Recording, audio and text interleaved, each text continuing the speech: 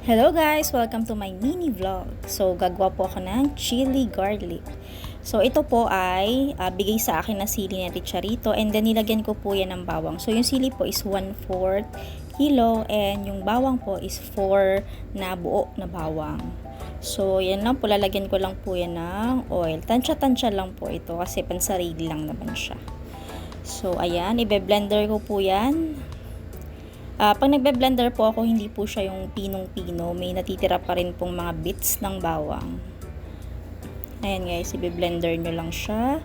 And pagka napino na siya, yung wala na yung buo-buo na sili, so pwede na natin siyang isalang. Ayan, pag ganyan na yung itsura niya, ayan, pwede na yan. And then ilalagay ko lang po yan sa aking pot. Ayan. And then ito po ay kukuluin lang natin or isi-simmer ng 20 minutes. Yes po, 20 minutes sa low fire lang po yan. Low fire, low heat. And then after 20 minutes, ganito na siya. Ayan.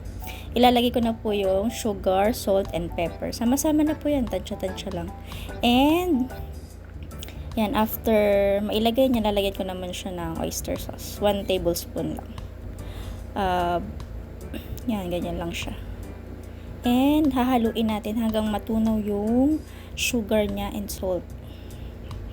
Sa tansya ko po nasa half cup lang po yung sugar. And then yung salt, mga 1 tablespoon. And then yung oyster sauce, 1 tablespoon. And 1 teaspoon ng pepper. Ayan. Haluin lang po hanggang matunaw yung sugar. Kapag kita nyo na pong, ramdam nyo na po sa paghahalo nyo, natunaw yung sugar, lalagyan po natin ng half cup ng vinegar.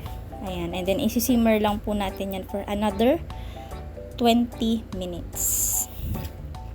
So, ang pagluluto po ng chili garlic is 40 minutes. Or, depende din yan sa kung makikita nyo naman yung kulay niya, kung nag-iiba na. At saka kapag humihiwalay na yung mantika doon sa chili flakes at saka doon sa garlic. Ayan guys, so pag ganito, pinapatay ko na yung apoy. Ayan o, naghiwalay na.